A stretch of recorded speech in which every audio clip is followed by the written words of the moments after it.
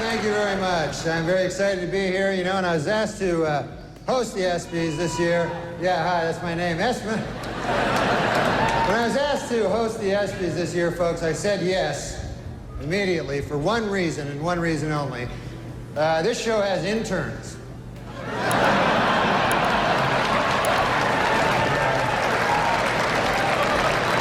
I'll be having little improper relations backstage a little later.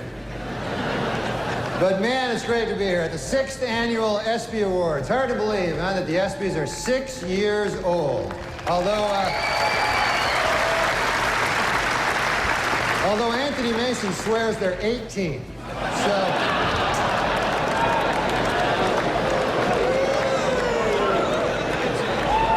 yeah, he'll be having sex with the ESPYs in about 12 years. So.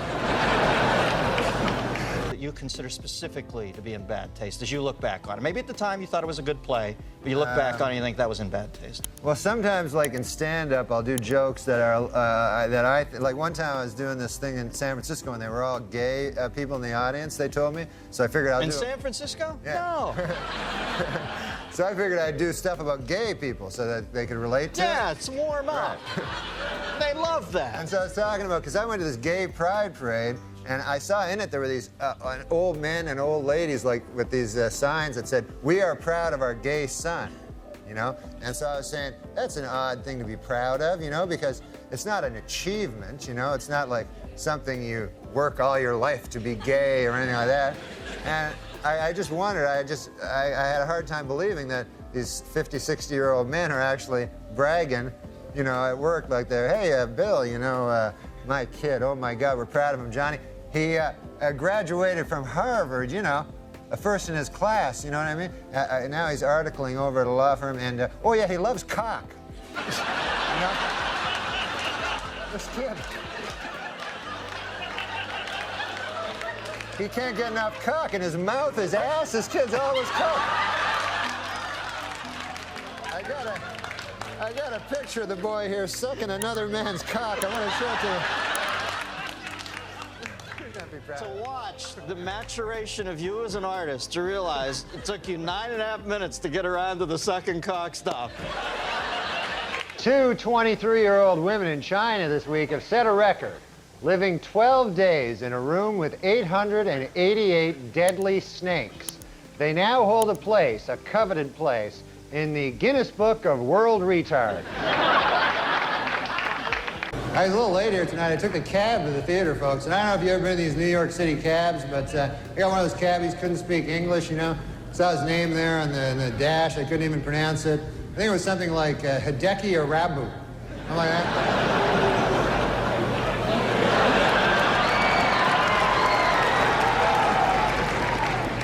Arabu's been having some trouble, man. They fired his translator. Steinbrenner fired his translator. And people see that as cruel, you know, but I don't know, you know. I mean, if you're not doing well in Yankee Stadium, you know, do you really need a translator? Do you want that, you know? You know? Hey, what'd they say? They say you suck. You should go back to Japan, you dirty foreigner. Okay, I got it. I'm trying to pitch over here. It's great to be here on ESPN. I love sports, man. Man, you can see sports on ESPN you don't see on other networks. You know, like kickboxing. That's my favorite sport. Kickboxing is great. When you think about it, it combines the style and grace of boxing with kicking. It just seems kind of immature. I've never asked you this before, and we've been good friends for many years. Ah. Okay, I made that up, but... No. We haven't? No, we're friends. We're good friends, but I don't know what your... Macdonald, is that Irish? Is that Scottish? What's your ethnic background? My ethnic background is Polish. Are you really Polish?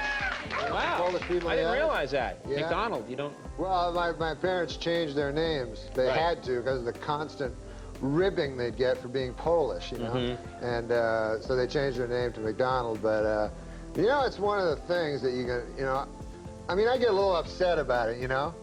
Because, you know, you All the can't... Polish jokes and yeah, stuff. you can't make jokes about other people, but for some reason you make jokes about Polish people, you know? Right. I don't like it. Right.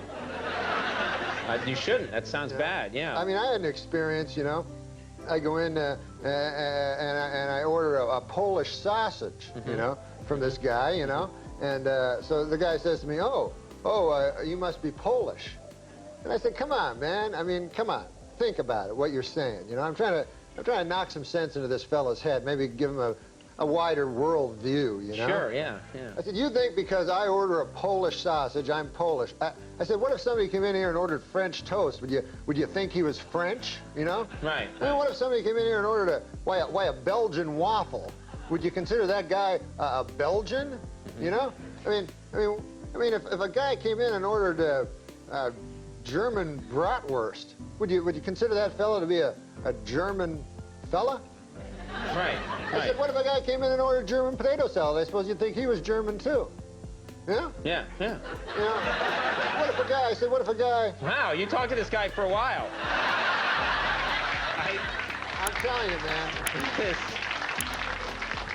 With racists, you have to get through to them. You have to really get it into their head. Right. I said, if a guy came in and he ordered a Cuban hamburger, are you going to assume he's a Cuban? Right. I said, I think it is absolutely ridiculous that just because I come in here, I order a Polish sausage, why would you jump to the fact that I'm Polish? Right. And the guy says to me, well, first of all, it's a hardware store.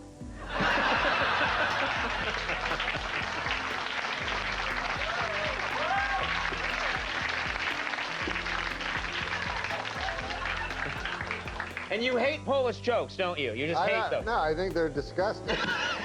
Just backstage, a lot of celebrities back there, man. I was talking to Jerry Jones, you know, the Cowboys owner, and he's disappointed, obviously. Yeah. Well, he's a good guy, though, man. He's talking about rebuilding the team, you know, and he told me, he says, we have to get back to what made us a championship team. Strippers and crack.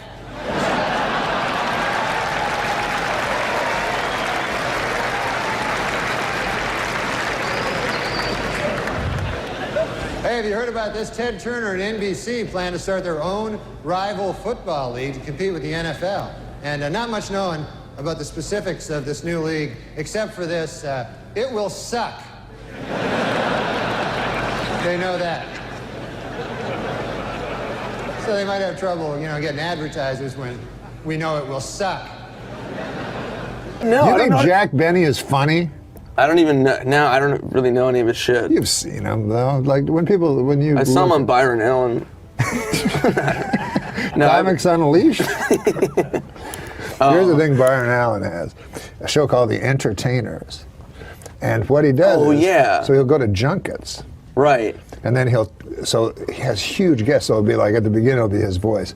The Entertainers. Tonight, Harrison Ford, Adam Sandler, Morgan Freeman, you know, it's the biggest stars ever. And he just interviews them in the junkets, but he makes it sound as if, and then this is his gambit, this is what he does to people. So let's say he's talking to Harrison Ford, right? He'll go, now the last time I talked to you, you were talking about working out. And so then Harrison Ford goes, like he's never talked to him before or anything, but he figures a black guy, it's gonna sound bad. He says, I know, who the fuck are you? So he goes, yes, I'm He's just making up like. This looks like he's best friends with all these viewers. I'd hate to go and see him one night and go, boy, he reminds me of young Byron Allen. He's brilliant, Byron Allen. He had that Comics Unleashed. You ever do that? Oh, you couldn't be more leashed. There's nothing. It's not like there's nothing unleashed about it. It's not like you would have like Lenny Bruce on and like. And he has no segue. So this is what he said to John Lovitz one time. He said, he just turned to him from, he's talking to Schimmel, and then he goes to John Lovitz. He goes, now, John, I understand you're growing older. And of course, congratulations to the Denver Broncos for winning the Super Bowl. How about that?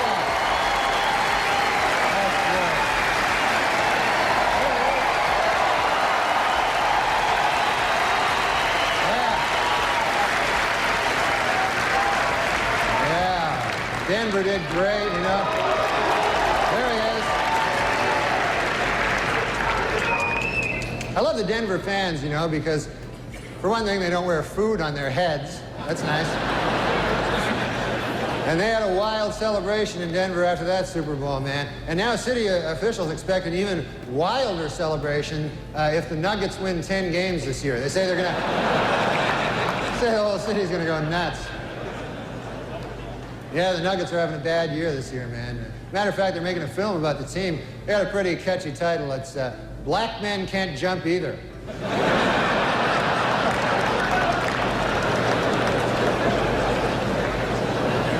Well, NBA All-Star Weekend over. That was exciting, man. The East beat the West. Jeff Hornacek won the three-point shootout.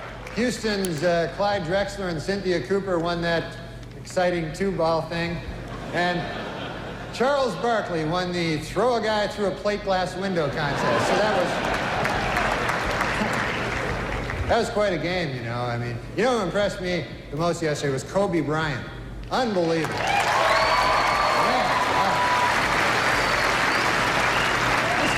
This guy's amazing. 19 years old, the youngest starter ever in the All-Star game, and he played so well that today he was named spokesman for NBC's new public service campaign called Screw It, Who Needs College? Of course, the biggest story in basketball, no question about it, Michael Jordan may retire. Yeah, Michael Jordan may retire after this season, and it's terrible news for Bull fans, you know, but it is terrific news for golf hustlers. They're happy about it. But Jordan is very serious, though, about leaving. In fact, he's already called the Hall of Fame to make sure that his plaque bears his basketball nickname, Air Jordan, and not his baseball nickname, Senior Crappy.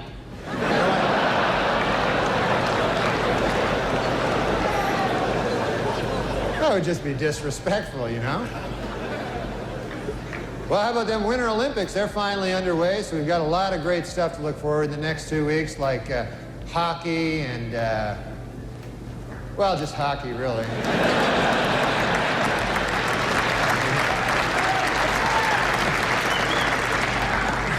I was watching last night, I saw speed skating, and my goodness, you know, could the outfits they wear be any tighter?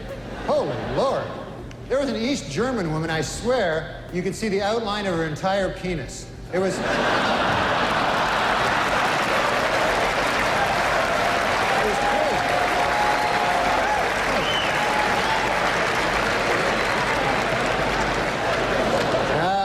Goodness.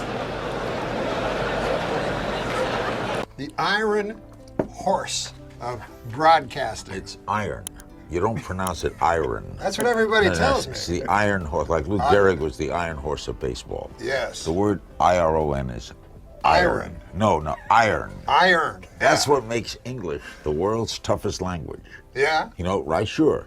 It is the Because toughest language. To to me, learn. it's the easiest. Yeah, well, you were born with it. Yeah. Say what you want about how huge and fat my head has gotten, but who'll forget it. Try iron. Why doesn't that clock work? Why doesn't that cock work? That No, clock it's works. my cock works. Oh, is this fine. clock Your over here. Your mind is going somewhere, Norm. No, I thought that's what you said. I heard you had Larry King on here. Cast Your iron. show is, that's amazing, by the way. No one Cast- gets on Larry King. Cast Larry iron. King gets you. I know you're new to this. I'm going to teach you something. One of the first things in hosting an interview show is to listen. What's that now? The answer given by the guest. My whole motto, my whole broadcasting career, that's why I don't like a lot of guys on the air now, is that I never learned anything when I was talking. Can I interrupt you there? Yeah. But Now, I wanna ask you I was this- with Carlos Slim all day today, the richest man in the world. He's partnering. The He richest founded- man in the world is he- Carlos Slim? Correct, from Mexico. You never heard of him? Of course not. I'm not a connected guy. Oh, that's right. I just heard you. You don't watch the news. Well, So Carlos Big Manny Slim, is a terrific guy. and this guy is working with you on Aura TV. He financed it. He financed it. The richest man in the world. $76 billion. We should get together with this Carlos Slim. Seems like a good guy. I just had a meeting with some lady, said she had a lot of money, Fat Nancy. Oh, finance. And what, she want to finance something with Yeah. you? What does she want to do with you? you know what? So I loved Liberace, but with all due respect, man, if you kicked that guy in the ass, 100 cocks would fall out. Now, this is not what I do on Hulu. No, you wouldn't do that. No. Because I have respect for Carlos Thin.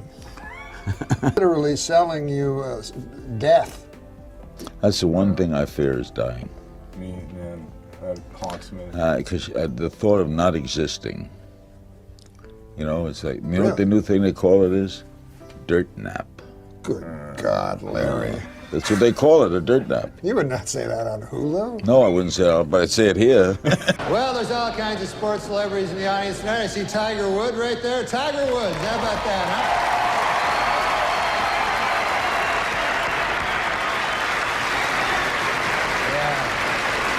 Yeah, he's up for golf. Of course, he's up for Golfer of the Year this ESPYs. And you know who I feel sorry for, folks, is the other two guys nominated for Golfer of the Year. You see these guys getting ready, you know? It's like, hey, honey, have you seen my tuxedo? No, not the good one. The one I wear when I'm going to get my ass kicked. Have you seen that one?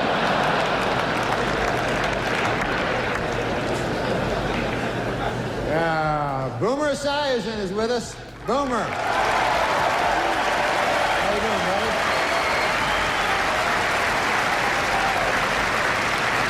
Boomer, of course, will replace Frank Gifford on Monday Night Football next season. And Frank told reporters that this will allow him to spend more time with his wife and children. Then he broke down and cried for 45 minutes. So.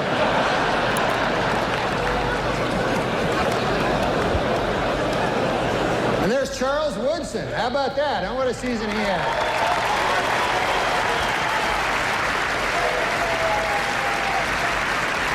Great, man. He became the first defensive player to win the Heisman Trophy. And congratulations, Charles. That is something that no one can ever take away from you. Unless you kill your wife and a waiter, in which case...